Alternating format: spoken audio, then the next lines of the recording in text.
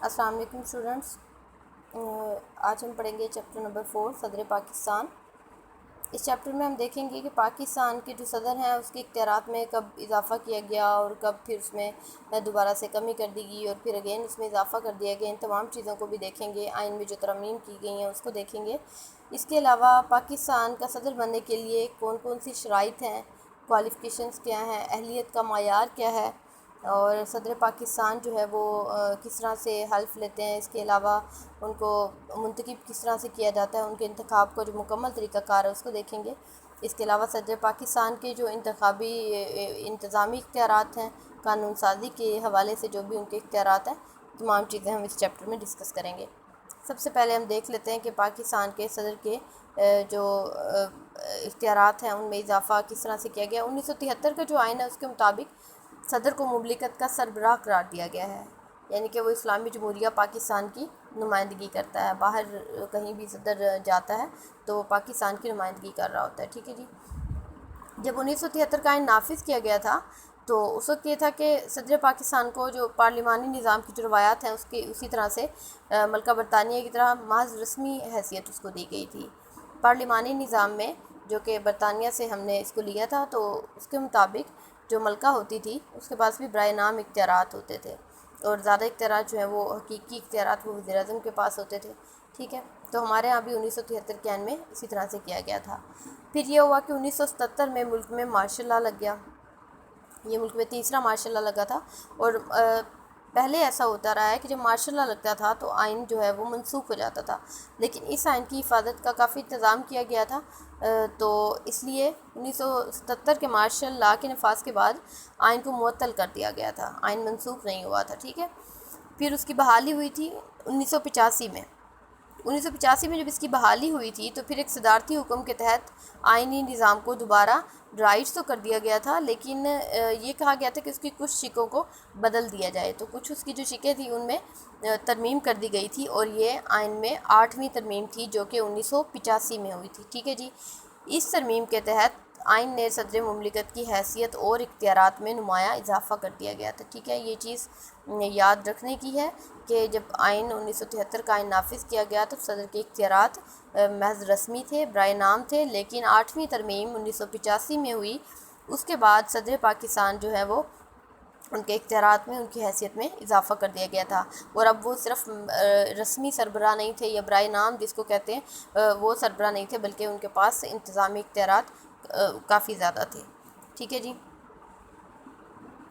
اس 8ویں ترمیم کے تحت جو صدر کے پاس اختیارات وزیر اعظم سے زیادہ تھے، یعنی کہ صدر کی حیثیت وزیر اعظم سے برتر تھی۔ پھر اس کے بعد 1997 میں 13ویں ترمیم کی گئی تھی، اور اس کے ذریعے صدر کے اختیارات کو گھٹا دیا گیا تھا، دوبارہ سے کم کر دیا گیا تھا، ٹھیک ہے، 13ویں ترمیم کے تحت۔ اور پھر اس کے بعد جو ہے وہ 2002 میں صدر پرویز مشرف کے دور میں ایک صدارتی حکم کے تحت صدر کو دوبارہ سے بالا تر حیثیت دے دی گئی، ٹھیک ہے۔ یہ چوتھی دفعہ سے ہوا۔ 1973 میں صدر کے اختیارات بہت کم تھے، 1985 میں 8ویں ترمیم کے تحت صدر کے اختیارات کو بڑھا دیا گیا، 1997 میں 13ویں ترمیم کے تحت صدر کے اختیارات کو دوبارہ سے کم کر دیا گیا، اور پھر 2002 میں صدارتی حکم کے تحت پریزیڈنشل آرڈیننس کے تحت جو ہے اس کو صدر کو دوبارہ سے بالا تر حیثیت دے دی گئی تھی۔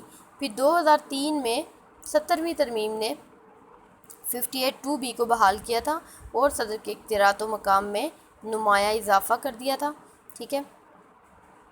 اگین پھر 2010 میں 18ویں ترمیم عمل میں لائی گئی، اور اس کے مطابق 58(2)B کو سرے سے ختم کر دیا گیا تھا، اور صدر کے اختیارات میں کمی واقع ہوئی ہے۔ اس کے بعد سے پھر صدر کے اختیارات کے حوالے سے مزید آئین میں کوئی ترمیم نہیں، یہ 4 سے 5 ترامیم تھی، اور اب جو ہے وہ صدر پاکستان کی حیثیت اور اس کے اختیارات جو ہے وہ بہت کم ہیں۔ وہ محض ایک رسمی سربراہ ہے ملک کا، لیکن جو ساری مشینری ہے وہ انتظامی مشینری وزیر اعظم کے گرد ہی گھومتی ہے، اور تمام اختیارات کا سرچشمہ بھی وزیر اعظم کی ذات ہے۔ صدر جو ہے وہ صرف ایک کٹ پتلی کی حیثیت رکھتا ہے، اور وہ تمام معاملات میں وزیر اعظم کے مشورے کا پابند ہوتا ہے، ٹھیک ہے جی۔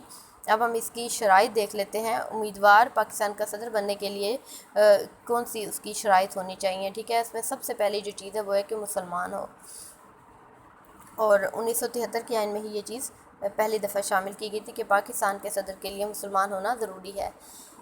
اس کے علاوہ وہ رسول پاک صلی اللہ علیہ وسلم کو اللہ تعالیٰ کا بھیجا ہوا آخری نبی تسلیم کرتا ہو، ختم نبوت پر ایمان رکھتا ہو، ٹھیک ہے، یوم آخرت پر اور سنت نبی پر پورا ایمان رکھتا ہو۔ نیکسٹ ہے عمر 45 سال سے کم نہیں ہونی چاہیے، قومی اسمبلی کی رکنیت کا اہل ہونا چاہیے، دیوالیہ نہیں ہو، کسی منفعت بخش عہدے پر متمکن نہ ہو، کوئی بھی گورنمنٹ جاب نہ کرتا ہو، کوئی اس طرح کا عہدہ اس کے پاس نہیں ہونا چاہیے، ذہنی اور جسمانی طور پر مفلوج نہ ہو، ٹھیک ہے جی۔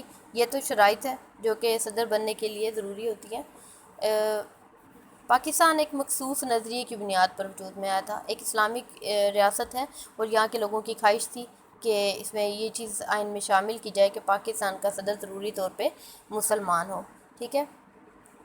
برطانیہ جو ہے، برطانیہ کی اگر بات کی جائے تو وہاں پر بھی سربراہ مملکت کے لیے مخصوص مذہب سے تعلق رکھنا ضروری ہوتا ہے۔ برطانیہ میں صرف پروٹسٹنٹ فرقے سے تعلق رکھنے والا فردی سربراہ بن سکتا ہے، ٹھیک ہے۔